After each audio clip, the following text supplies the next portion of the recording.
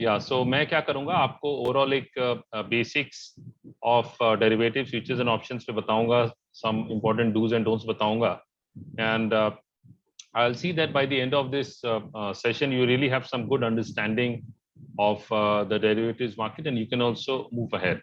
And then in another one of the sessions we'll have on more in depth on option Greeks, and we'll also look at some option strategies going forward.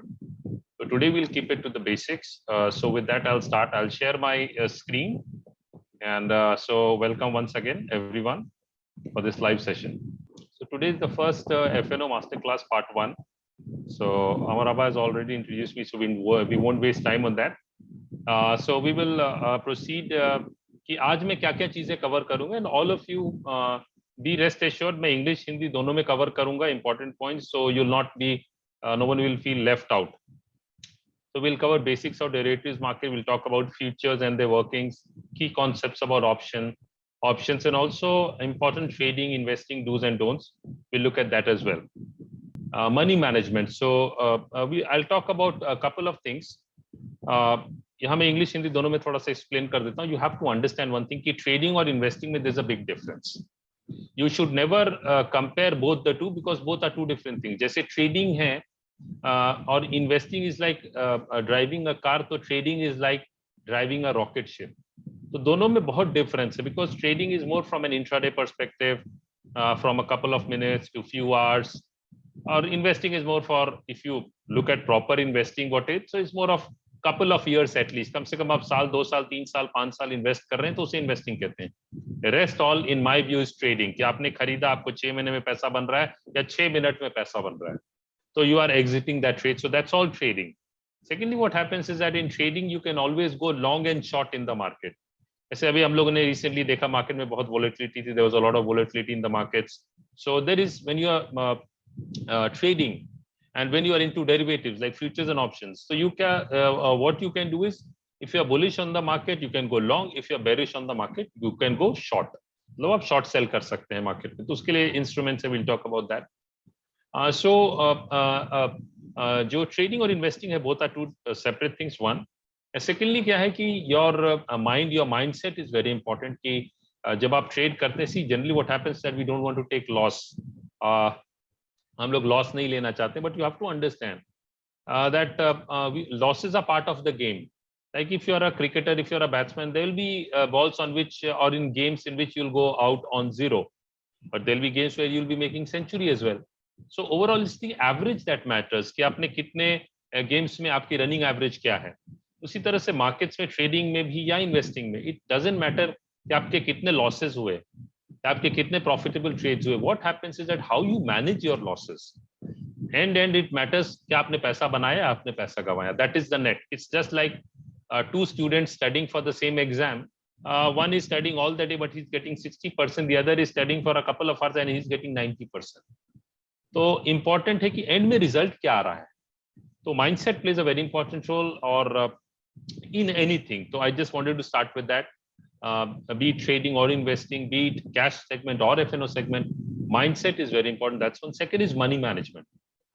Money management is more of risk management. इसको stop loss management भी कहते हैं. ये है जो major difference है, जो winners और लूजर्स को सेपरेट करता है. ये आपको ये बताता है कि आपको कितना बाई करना चाहिए, how big a position you should take. तो इसमें मैक्सिमम पॉसिबल रिस्क कितना लेना चाहिए किसी पर्टिकुलर ट्रेड में. Because money management will help you survive in the game in the long run. Long run में यदि आप गेम में सर्वाइव करना चाहते हैं और थ्राइव करना चाहते हैं, ग्रो करना चाहते हैं, तो money management you can not ignore, because that is a safety net. You can see in this picture that person is following from a height. What is saving him? It's a safety net. So money management is a safety net. All the more when you are trading. All the more when you are trading into derivatives. So now we'll come to derivatives. कि derivatives exactly क्या है. So you have to understand one thing कि trading जो है ना is a human game. It's a game of emotions.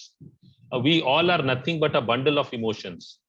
So market क्या है? Market will act in extraordinary manner, and these can be the best times to play. अभी right now you see what's happening in the market. There's been major correction. One day there is an upside move, major move, and then the other day there is a major correction. Last 2 days we are seeing some major rally happening in the market.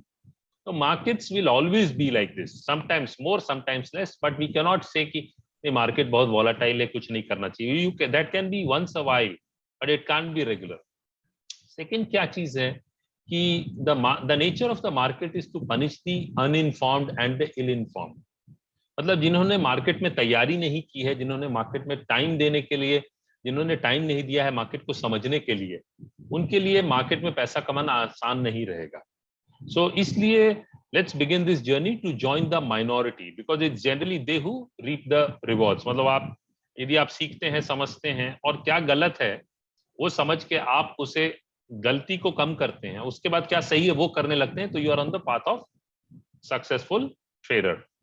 So if trading in the cash segment, यदि cash segment, इसको फिर मैं एक example यहाँ देना चाहता हूँ कि यदि कैश सेगमेंट में ट्रेड करते हैं is driving like a car, तो trading in the derivative segment is like driving a rocket. तो इट्स अ रॉकेट की रॉकेट तो basically it's automated but I am just saying कि someone who is driving the rocket. So it's that is the difference. तो कभी भी trading cash segment को आप derivative segment से कंपेयर नहीं कर सकते। कभी भी ट्रेडिंग और इन्वेस्टिंग को कंपेयर मत कीजिए। बहुत लोग उस मतलब गलत फहमी में रहते हैं और ट्रेडिंग और इन्वेस्टिंग को कंपेयर करते हैं। They are completely two different things. Secondly, trading में व्हाट आई सेड कि you can be long when the market is bullish, you can be short when the market is bearish।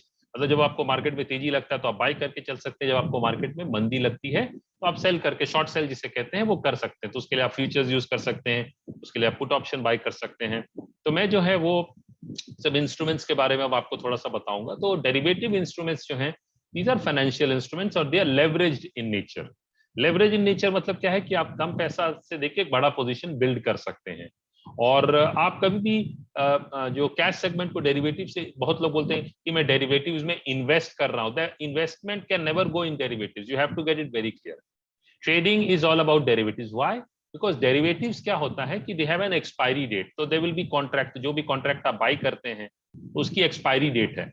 लेकिन आप cash segment में suppose आपने TCS share खरीदा, तो वो तो आप जब तक चाहे जितने साल चाहे होल्ड कर सकते हैं। लेकिन आपने सपोज टीसीएस का फ्यूचर्स खरीदा या टीसीएस का ऑप्शंस लिया, तो उसकी तो एक्सपायरी डेट है। तो उस दिन, जैसे मेडिसिन होती है ना, मेडिसिन की एक्सपायरी डेट रहती है, तो वैसे ही ये डेरिवेटिव्स की भी एक्सपायरी डेट रहती है और वो एक अंडरलाइन पे रहती है। जैसे टीसीएस कैश सेगमेंट है तो फिर उसी पे बेसिस पे फ्यूचर्स रहेगा टीसीएस का, और फिर उसके बेसिस पे ऑप्शंस रहेगा। तो डेरिवेटिव्स आपको ये समझना जरूरी है कि दीज आर लेवरेज इंस्ट्रूमेंट्स। मतलब सपोज मेरी जेब में 10,000 रुपए है और मैं 50,000 का पोजीशन बिल्ड कर सकता हूँ। वो एक we'll take questions, just wait for some time। So that's one। Secondly is derivatives have an expiry date and derivatives also have a lot size, उस पे मैं बात करूंगा। तो यहाँ जो है लेवरेज अपॉर्चुनिटी अवेलेबल है। तो लेवरेज जो है वो दो धारी तलवार है, मतलब it's a two edge sword. You can make a killing और you can get hurt very badly. तो learning how to use derivatives becomes very important. लेकिन इसका फायदा ये है कि यू कैन ट्रेड बोथ, जैसा मैंने पहले कहा कि long and short of the market. यदि आप बुलिश हैं तो you can go long in the market, if you are bearish हैं you can go to short in the market. तो derivatives offers opportunities to traders who take out the time to understand them well. मतलब जो time निकालते हैं इसको समझने के लिए, उनके लिए काफी अच्छा मौका है। इंडिया में क्या है, डेरिवेटिव्स की मैं बात करूं तो इक्विटीज में डेरिवेटिव्स है, कमोडिटीज में डेरिवेटिव्स है, करेंसीज में डेरिवेटिव्स हैं। तो और ये सब क्या है, ये सब जो सिर्फ अंडरलाइन चेंज हो रहा है। मतलब निफ्टी फ्यूचर्स या निफ्टी ऑप्शंस की मैं बात करूं तो अंडरलाइन निफ्टी है। गोल्ड फ्यूचर्स और ऑप्शंस की बात करूं तो अंडरलाइन गोल्ड है। करेंसी फ्यूचर्स की बात करूं ऑप्शंस तो अंडरलाइन यूएसडी आईएनआर या यूरो आईएनआर। तो ये सब करेंसी पेयर्स हैं। तो जब सबसे पहले मैं फ्यूचर्स पे बात करूंगा कि फ्यूचर्स एग्जैक्टली क्या है। तो फ्यूचर्स जो है वो लेवरेज इंस्ट्रूमेंट है। These are exchange traded instruments. तो एक्सचेंज पे ट्रेडिंग होती है। जितने भी नेशनलाइज्ड एक्सचेंजेस हैं, नेशनल एक्सचेंजेस हैं, उन सब पे फीचर्स एंड ऑप्शंस अवेलेबल है, तो आप वहां ट्रेड कर सकते हैं। और we'll take examples also, don't worry. So futures what happens is कि फ्यूचर्स जो है ना, दीज आर एक्सचेंज ट्रेडेड।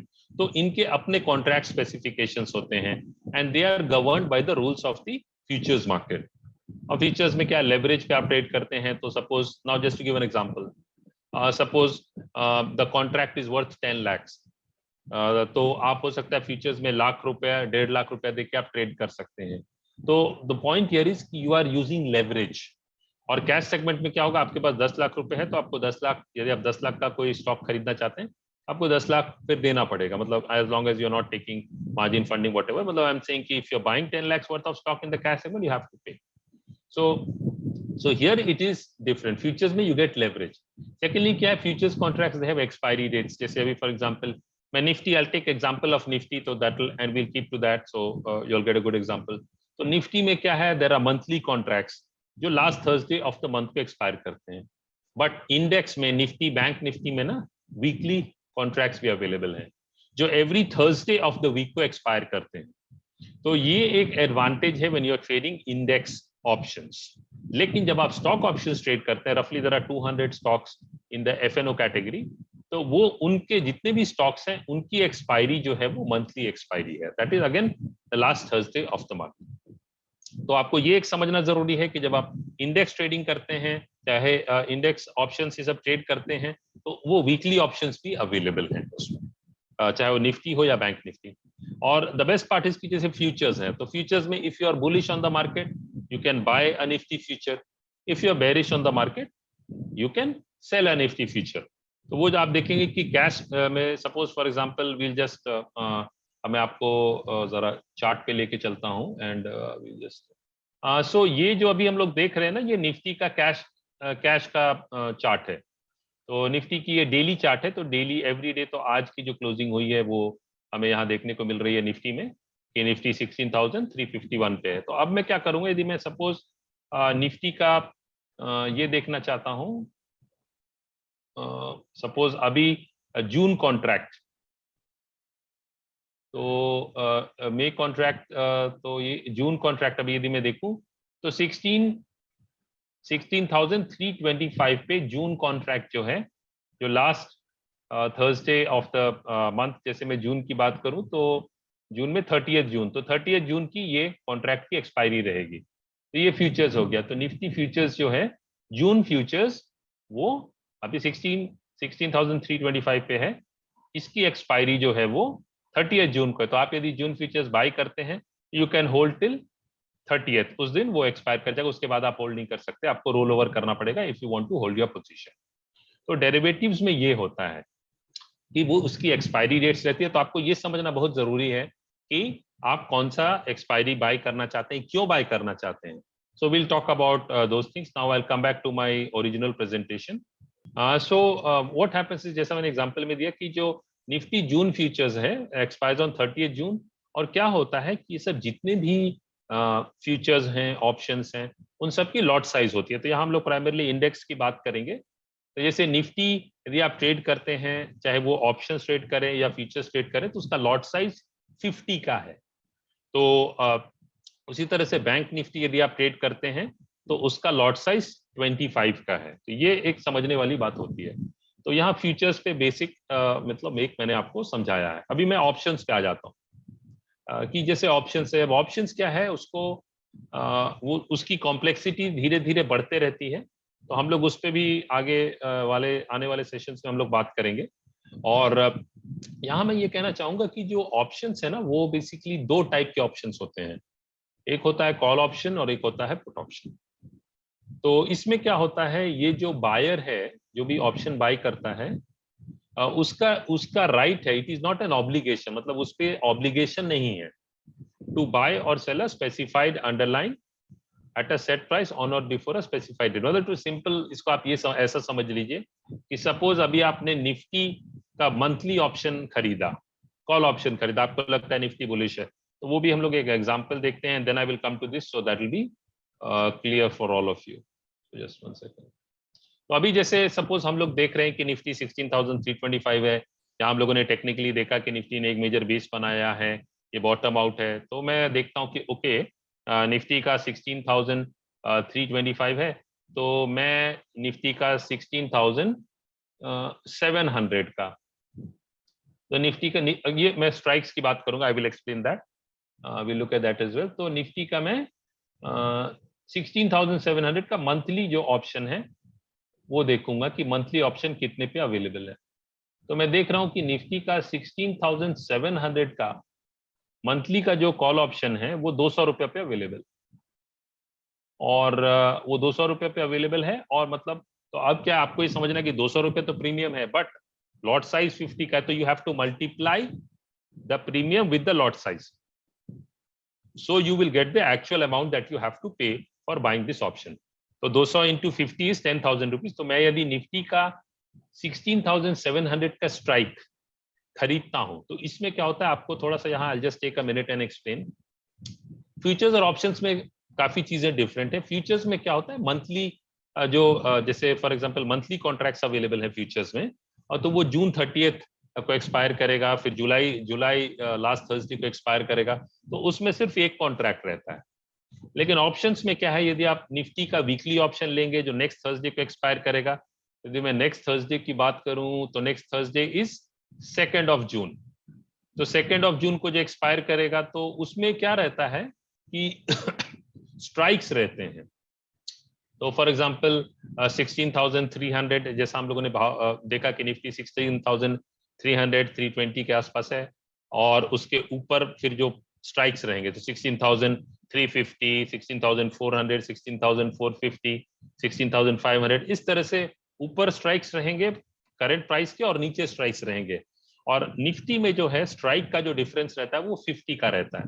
तो we will look at that as well, वो भी मैं ऑप्शन चेन के थ्रू आपको एक्सप्लेन करूंगा।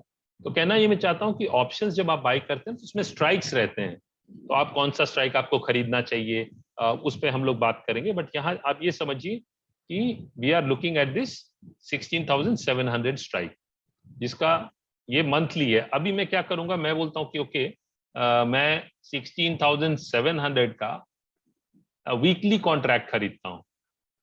तो वीकली कॉन्ट्रैक्ट यदि मैं खरीदना चाहूंगा नेक्स्ट वीक का, तो वो मुझे 32 रुपए में मिल रहा है। तो 32 इंटू 32 इंटू 50 इज रफली अराउंड 1,600 रुपीज। लेकिन क्या इसमें चैलेंज क्या है? चैलेंज ये है कि मैं तो 16,700 ऑलमोस्ट 400 पॉइंट दूर का स्ट्राइक का अभी खरीद रहा हूं, जो बहुत डीप आउट ऑफ मनी है। और उसके लिए मेरे पास टाइम कितना है? मेरे पास सिर्फ 4 दिन का टाइम है, मंडे ट्यूसडे वेडनेसडे थर्सडे। तो उसमें नहीं गया तो क्या है, मैं ये 30 रुपये भी जो है वो लूज कर जाऊंगा। तो इसीलिए इंपॉर्टेंट है कि आप कौन सा स्ट्राइक लेते हैं, कौन सी एक्सपायरी लेते हैं। I will speak about that as well. So hope you got some understanding. So I will come back to the original slide. So तो जब आप बुलिश रहते हैं, when you are bullish in the market you will buy a call option, when you are bearish in the market you will buy a put option. तो जब आप bearish रहते हैं मार्केट में तो आप पुट ऑप्शन बाय करते हैं, और जब आप बुलिश रहते हैं तो आप कॉल ऑप्शन बाय करते हैं।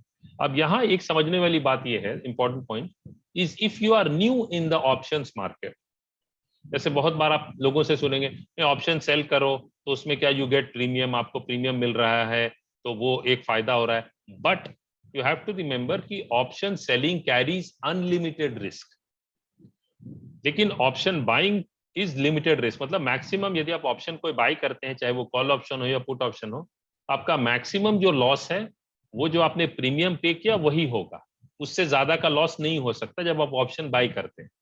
लेकिन जब आप ऑप्शन सेल करते हैं, जिसे ऑप्शन राइटिंग कहते हैं, उसमें द रिस्क इज अनलिमिटेड। क्योंकि सपोज आपने 30 रुपए पे ऑप्शन बाई किया, अब किसी ने 30 रुपए पे तो सेल किया होगा तभी वो ट्रेड हुआ, अब वो 30 वाला सपोज 300 हो गया, तो आपको तो 10 टाइम्स मिल गया, लेकिन जिसने सेल किया उसे तो लॉस बहुत बड़ा हो गया। इसीलिए अनलिमिटेड लॉस कहते हैं ऑप्शन राइटर के लिए।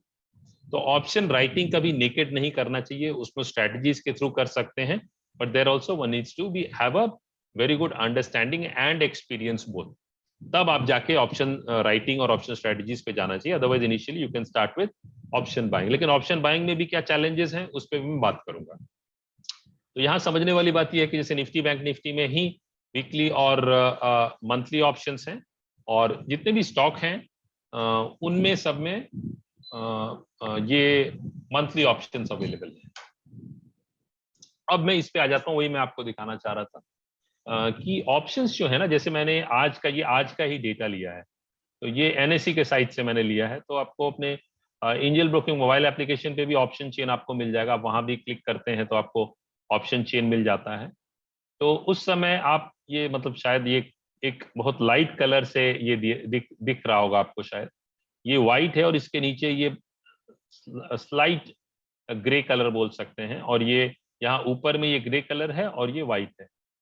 तो ये क्या होता है, ऑप्शंस जो हैं वो बेसिकली कॉल और पुट तो होते हैं, लेकिन उसके अलावा ऑप्शंस जो हैं वो 3 तरह के होते हैं। एक होता है एट द मनी, एक होता है इन द मनी, और एक होता है आउट ऑफ मनी। ये थोड़ा समझने वाली बात है, इसको थोड़ा सा अच्छे से समझा दूंगा, it's very easy to understand. तो जैसे फॉर एग्जांपल मैं ये 16,250 का जो ऑप्शन देख रहा हूं, कॉल ऑप्शन, तो यहाँ क्या आप देख सकते हैं, ये कॉल लिखा हुआ है, कॉल्स, और यहाँ जो है ये पुट्स है।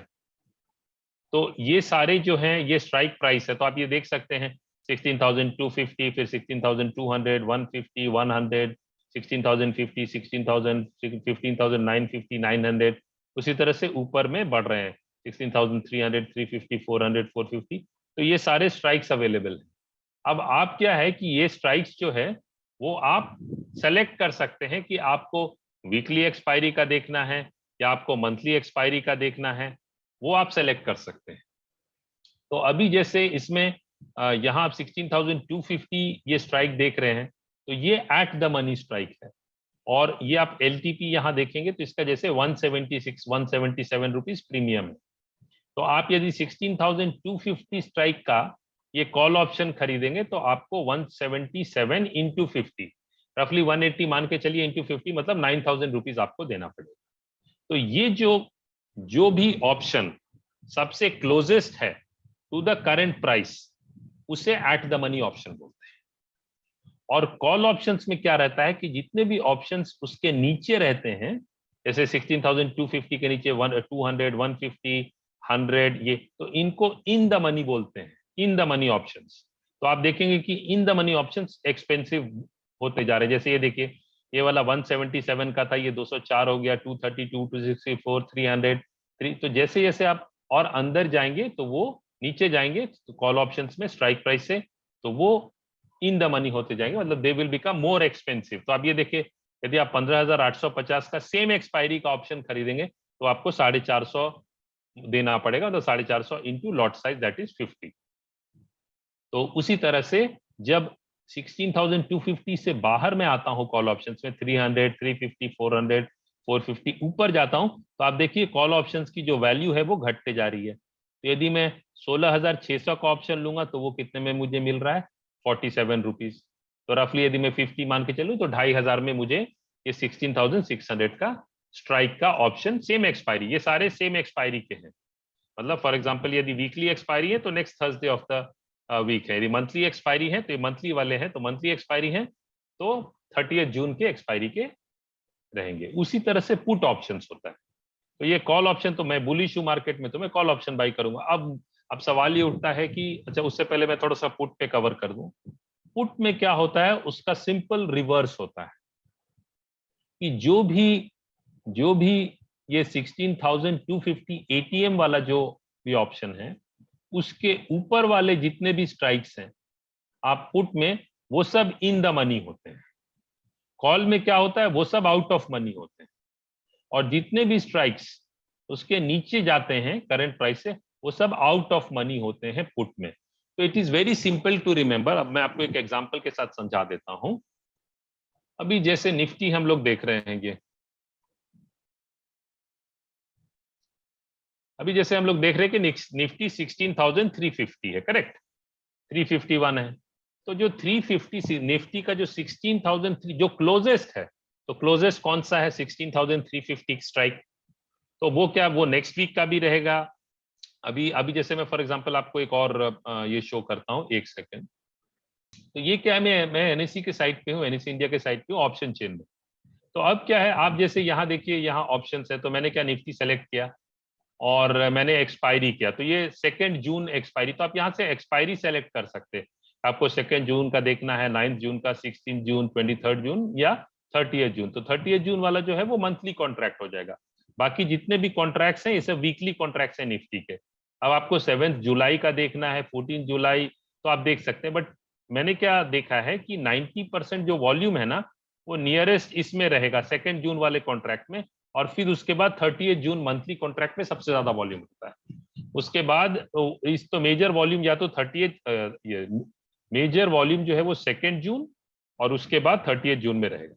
तो अभी डिफॉल्ट से वो नियरेस्ट एक्सपायरी सेलेक्ट किया, तो अभी 2 जून का देखने, तो आप इस पे क्या जाके आराम से देख सकते हैं तो कि कौन से ऑप्शंस हैं। तो अभी यहाँ जैसे मैंने आपको बताया, तो ये देखिए 16,350 वो चेंज हो गया, 350 वाला जो है वो एट द मनी है, वो आपको 151 पे मिल रहा है, उसके बाद 176। तो ये सब जितने भी प्राइसेस देख रहे हैं कि इसका जो एलटीपी ऑप्शन प्रीमियम बढ़ रहा है, क्यों? क्योंकि ये सब इन द मनी है, मतलब 16,350 जो करंट प्राइस है उससे नीचे वाले 300, 350, और जितने भी उसके बाहर है 16,400, ये सब आउट ऑफ मनी है।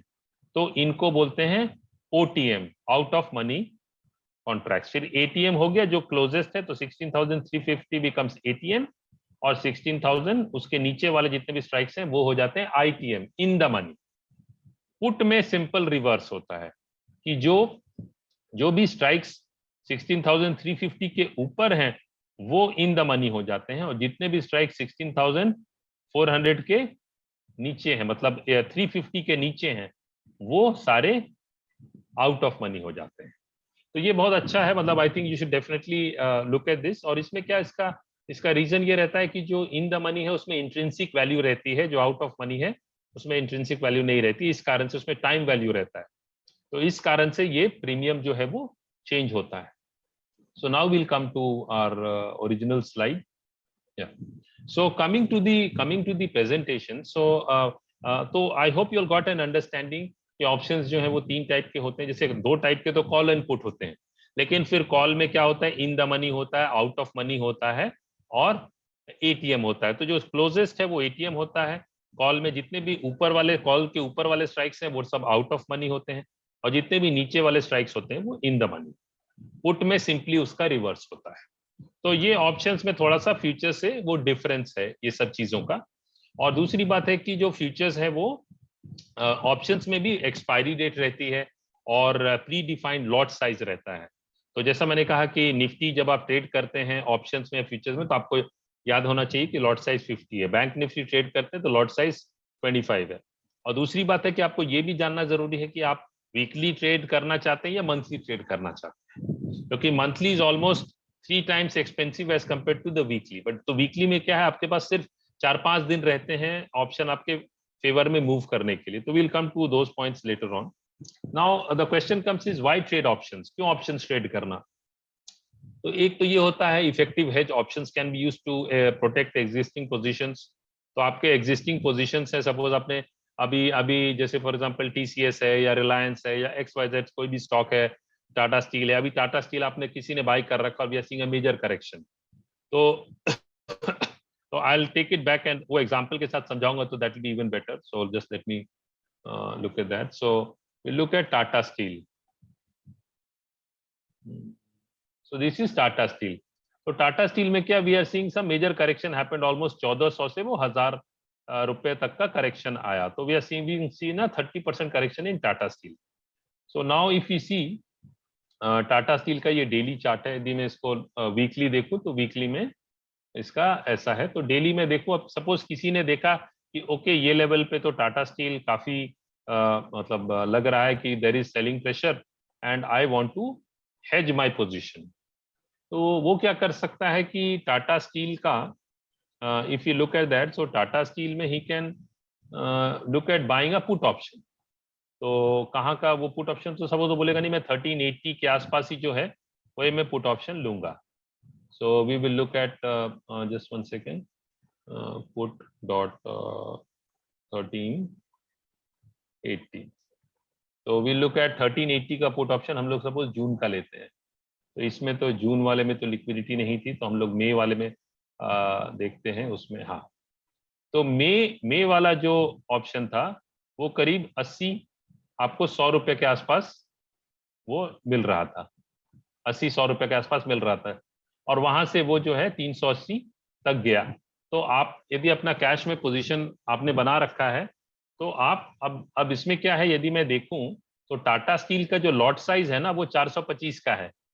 तो आपको मतलब आपके पास उतने शेयर्स होने चाहिए तभी आप ये ऑप्शन में उसको हेज कर सकते हैं। अदरवाइज क्या है, अदरवाइज इट विल बी कि आप वो हेजिंग नहीं कर रहे हैं, you are not hedging, you are basically trading. तो जब आप हेज करते हैं तो आपके पास कैश सेगमेंट में उतने शेयर्स होने चाहिए यदि आप इसको इस तरह से हेज करना चाहते हैं। तो options are also used for hedging and just 1 second, तो एक हेजिंग के लिए यूज करते हैं। फिर क्या ऑप्शंस में जो है वो लिमिटेड रिस्क है। तो जैसा मैंने आपको बताया कि सपोज मैं निफ्टी पे बुलिश हूँ, I am bullish on Nifty. मैंने निफ्टी एक 16,500 का ऑप्शन जो 100 रुपीज पे अवेलेबल है मैंने खरीदा, तो 100 मल्टीप्लाइड बाय लॉट साइज 50, तो 5,000 रुपीज मैंने प्रीमियम पे करके मैंने निफ्टी का कॉल ऑप्शन बाई कर लिया। Suppose next week expiry, Thursday expiry, I am expecting कि मार्केट में मूवमेंट होगी, तो मेरा जो 100 रुपीज है वो 150 200 वॉट एवर हो जाएगा। अभी सपोज मार्केट मेरे फेवर में मूव होता है और अच्छी मूवमेंट देखने को मिलती है, तो हो सकता है मुझे मंडे ही अपॉर्चुनिटी मिल जाए और मेरा 100 वाला 150 हो जाए और मैं अपना प्रॉफिट बुक करके निकल जाऊं। ये भी हो सकता है कि मार्केट मंडे को करेक्ट कर जाए और मेरा 100 रुपीज 70 हो जाए, 50 हो जाए, बट मेरा 100 रुपीज जीरो से नीचे तो नहीं जा सकता। तो ऑप्शन बाइंग में क्या रहता है कि आपकी रिस्क जो है वो लिमिटेड है as compare to option selling, as compare to buying futures. Futures में भी जब आप फ्यूचर्स भी बाय करते हैं या सेल करते हैं, तो your risk is unlimited, because कभी अप गैप डाउन गैप ज्यादा हो गया, आपने स्टॉप लॉस लगाया बट स्टॉप लॉस ही ट्रिगर नहीं हुआ, because gap up gap down market हो गया, so that will not protect you. But option buying में that protects you, because no matter whatever happens on earth, जितना भी position आपके against जाए, आपका जो प्रीमियम है that is the maximum loss that you will इनकर। तो वो एक लिमिटेड रिस्क है, जिस कारण से बहुत लोग ऑप्शन में ट्रेड करते हैं, बट उसका एक अदर साइड भी है, तो which I will be talking about. Second is कि less price and high volatility, because options जो हैं वो मतलब इन्वेस्टमेंट आपको कम लगता है to buy a call option, suppose वो depending upon the strike and also the expiry, but 5,000 10,000 में आप ऑप्शन बाइंग कर सकते हैं आराम से, उससे कम में भी एक्सपायरी वाले दिन में तो 500 रुपए में भी आप 300 रुपए में भी बाई कर सकते हैं एक्सपायरी वाले last Thursday of the month में, बिकॉज उस दिन आपको ऑप्शन जो है और चीप मिलता है और टाइम भी कम है ना, क्योंकि एक्सपायरी वाले दिन में तो कुछ घंटे ही रहते हैं। तो धीरे धीरे जैसे जैसे एक्सपायरी आते रहता है ऑप्शन की वैल्यू घटते जाती है, जिसे थीटा कहते हैं, टाइम डीके कहते हैं। तो इस पे हम लोग एक अगले सेशन में इस पे बात करेंगे। तो वोलेटिलिटी जो है ऑप्शन मार्केट में काफी हाई रहती है, so that's something which is there. तो there is possibility of high returns, but risk is also there. तो इसीलिए जब आप डेरिवेटिव्स ट्रेडिंग में कोई भी आता है, ऑप्शन ट्रेडिंग में आता है, तो you have to understand what the rules of the game. जैसे suppose you are playing a game of cricket, you are playing a game of soccer, तो if you are playing the game of cricket और soccer, you have to know the rules of the game ना। Cricket के rules आपको मालूम होने चाहिए, soccer के rules आपको मालूम होने चाहिए। जब आप डेरिवेटिव्स में आते हैं तो आपको डेरिवेटिव्स के भी तो रूल्स मालूम होने चाहिए कि इसमें what are the do's and don'ts, what you should do, what you should not do, वो सब चीजें हैं। और इसके अलावा क्या है कि बिकॉज आप इसमें तेजी में तेजी कर सकते हैं, मंदी में मंदी कर सकते हैं, साइडवेज मार्केट है तो उसमें भी आप ट्रेड कर सकते हैं, तो वर्क्स।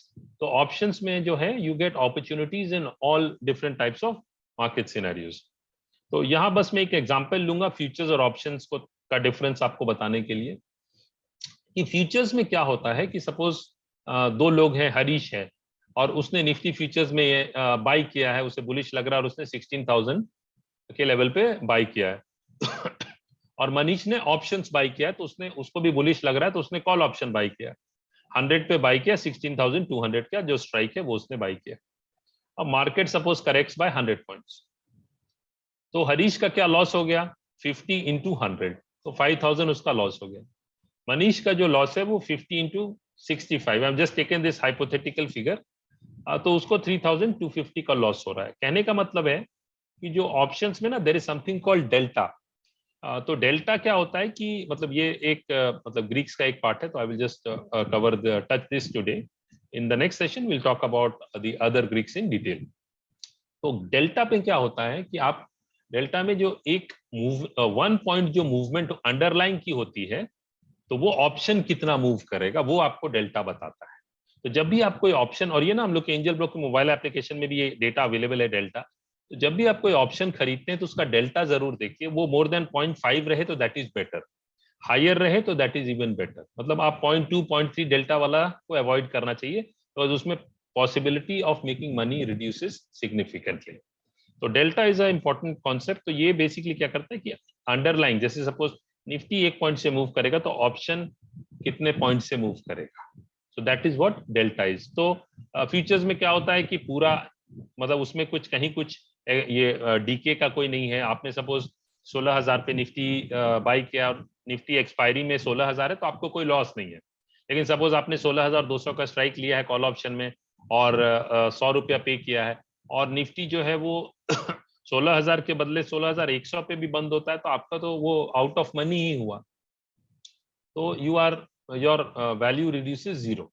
तो ऑप्शंस में ये इसलिए जो कॉम्प्लेक्सिटी है वो ऑप्शंस की रहती है। तो ऑप्शंस में किन बातों का ध्यान रखना चाहिए उस पर मैं जरा आऊंगा कि सबसे पहले डीप इन द मनी, जैसे मैंने आपको बताया कि इन द मनी ऑप्शंस है। तो अभी फॉर एग्जांपल जैसे 16,350 अभी हम लोगों ने देखा कि निफ्टी की क्लोजिंग वहां रही। तो अभी आप सपोज जाके 16,350 से नीचे 300 पॉइंट नीचे या 350 पॉइंट 16,000 का कॉल ऑप्शन बाई करते हैं, तो वो क्या होता है, वो डीप इन द मनी है, मतलब वो आपको काफी एक्सपेंसिव लगेगा खरीदने के लिए, उसका डेल्टा ज्यादा रहेगा, मतलब delta will be more than 0.6 but वो आपको एक्सपेंसिव आए। तो बहुत ज्यादा deep in the money options नहीं खरीदना चाहिए, पहली बात। बहुत बार लोग क्या बोलते हैं, अरे ऑप्शन बहुत चीप है, इतने सस्ते में मिल रहा है, 2 रुपए में मिल रहा है, 5 रुपए में मिल रहा है, खरीद लो। कभी भी चीप पे नहीं जाना चाहिए। You have to have a reason as to why you are buying that option. बहुत बार लोग ये सोचते हैं, अरे इतना सस्ते में तो मिल रहा है, ले लो ना, क्या होगा, 4,000 रुपए तो जाएगा, 5,000 रुपए का तो रिस्क है। That's never a good idea. whenever you place a trade, you should have some valid reason as to why you are taking that trade, why you are buying that option.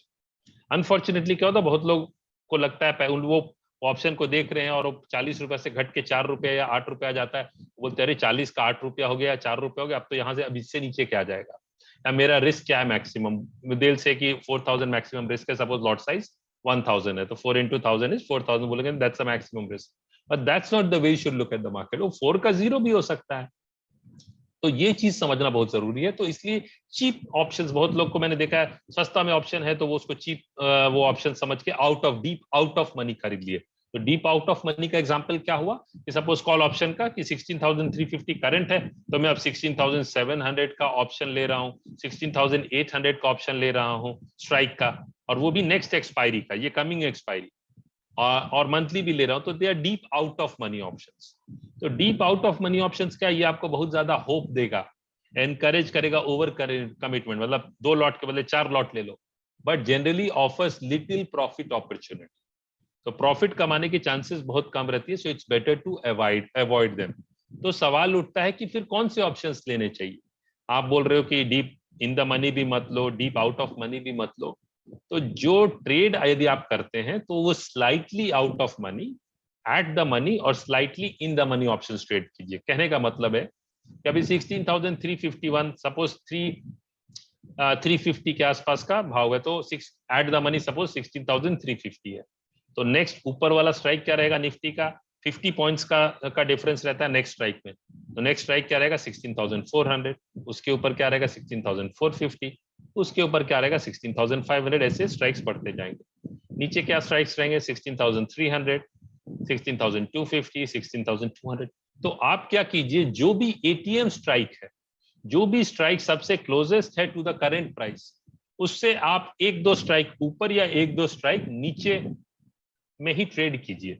उससे आपकी possibility probability, वो भले आपको expensive लगेगा, वो आपको भले लगेगा कि नहीं you are paying more money, अरे इतना, but that is a better option. So these options have a reasonable chance of proving profitable when buying. और यदि कोई ऑप्शन सेलर है तो वो भी मैक्सिमम पॉसिबल उसको टाइम दीके मिलता है। और जनरली क्या देखा गया कि these options are generally the most liquid options। तो आप क्या कर सकते हैं ऑप्शंस में ऑप्शंस में यू कैन ऑल्सो सी कि which are the options which are liquid.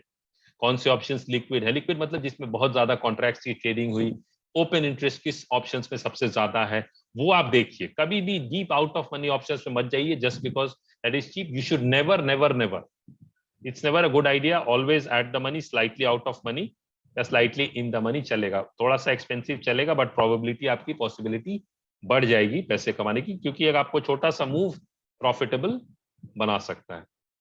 So hope you all got some good understanding about options. So I'll with covering precautions while trading, ये मैं cover करके we'll take the questions.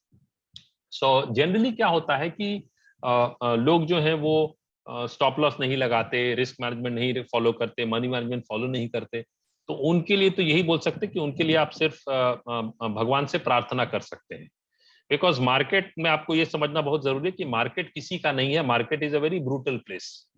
Market में आप जैसा movement देखते हैं market में चल रहा है, यू कैन ऑलवेज, एंड कभी भी एक चीज और इंपॉर्टेंट है, मैं कहना चाहूंगा कि you have to be prepared for anything and everything in the market.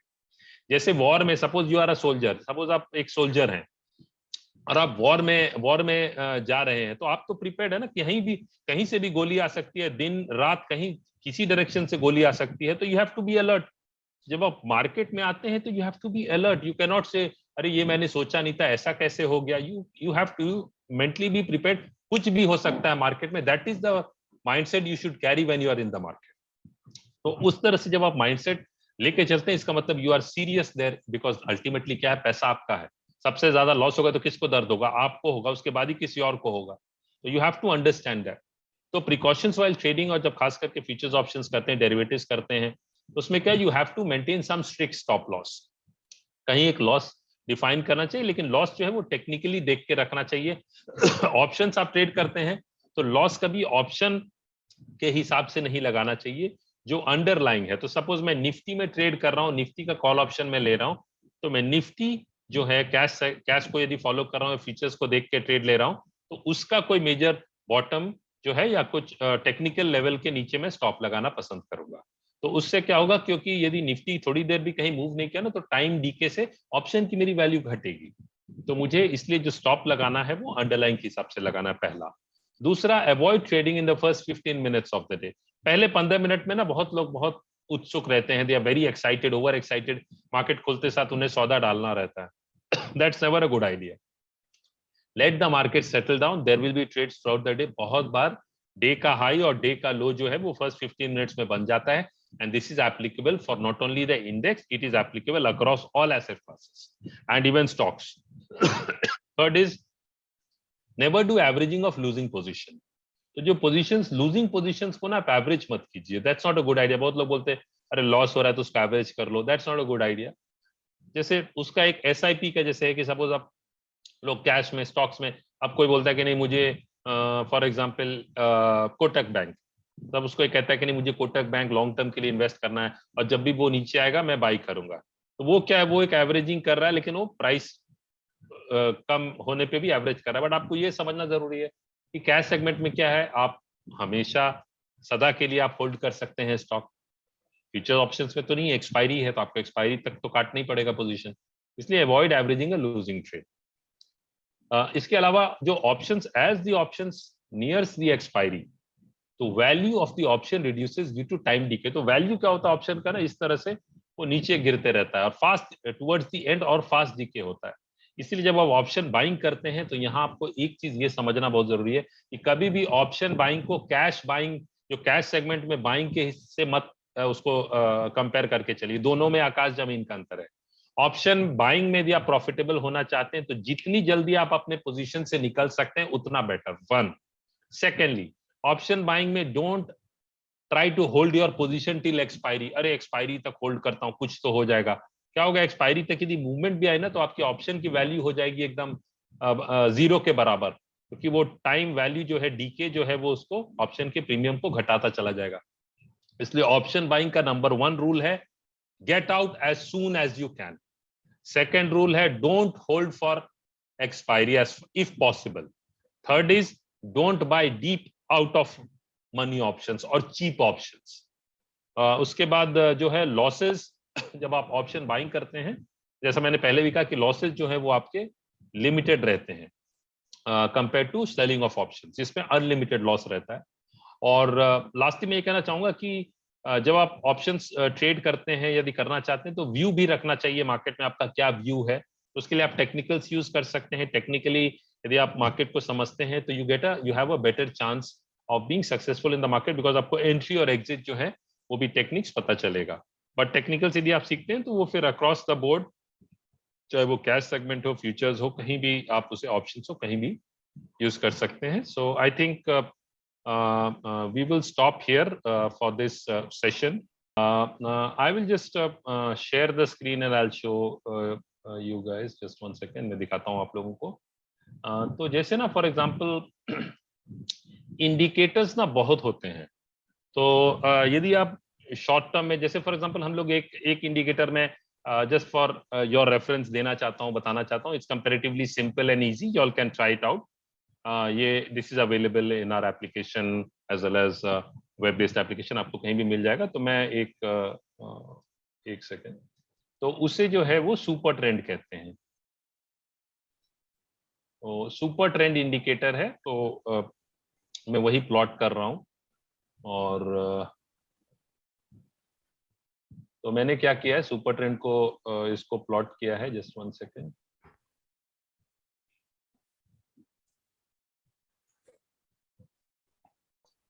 और मैंने इसको 5 मिनट का प्लॉट किया है, 5 मिनट के चार्ट पे प्लॉट किया। तो ये एक इंडिकेटर है सुपर ट्रेंड।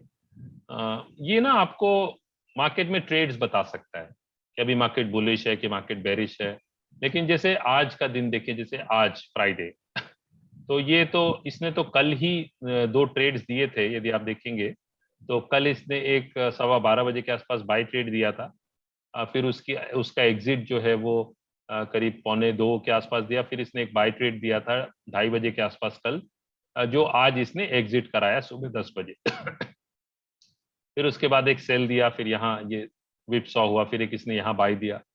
तो ये एक इंडिकेटर है जो आप यूज कर सकते हैं। बट इंपॉर्टेंट चीज क्या है, कभी भी मार्केट को सिर्फ एक टाइम फ्रेम से मत देखिए।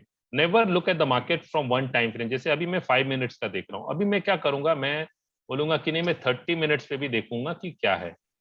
तो 30 मिनट्स पे जैसे मैंने सपोज देखा कि वही इंडिकेटर मैंने लगा रखा, 30 मिनट्स पे मैं देख रहा हूँ कि ट्रेंड अप का है, तो मैं फिर क्या करूंगा, जस्ट गिव मी 1 सेकेंड। तो 30 मिनट्स पे निफ्टी का ट्रेंड ना कल से ही पॉजिटिव है। तो आज क्या है, मतलब आज आप बाइंग सिग्नल देखिए कि इसमें बाइंग कब दे रहा है। तो बाइंग आपको आज देखेंगे तो आज एक यहां मिला, लेकिन उसमें क्या करना है कि जब पहला कैंडल, जैसे मैंने 5 मिनट्स पे देख रहा हूं, तो पहला जो कैंडल बना इसका हाई टूटा क्या, तो हाई नहीं टूटा, तो आप नहीं लेंगे ट्रेड। ये वाला जो है यहाँ हाई टूटा, तो आपको आज एक 12:30 बजे ट्रेड मिलता।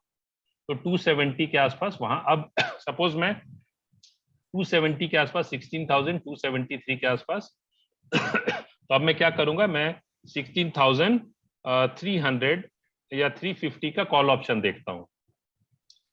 तो 16,350 का कॉल ऑप्शन, वीकली ऑप्शन जो मैंने देखा, तो एक सेकेंड, थर्सडे,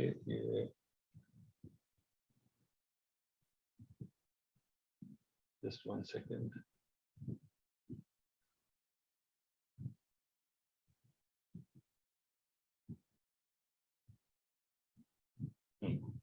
तो मैं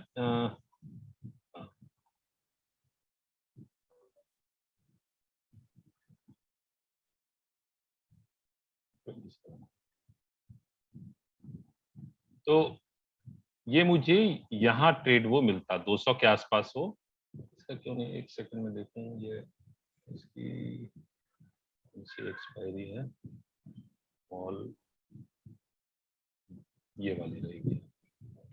तो ये मुझे यहाँ 130 135 के आसपास ये ट्रेड मिलता 140।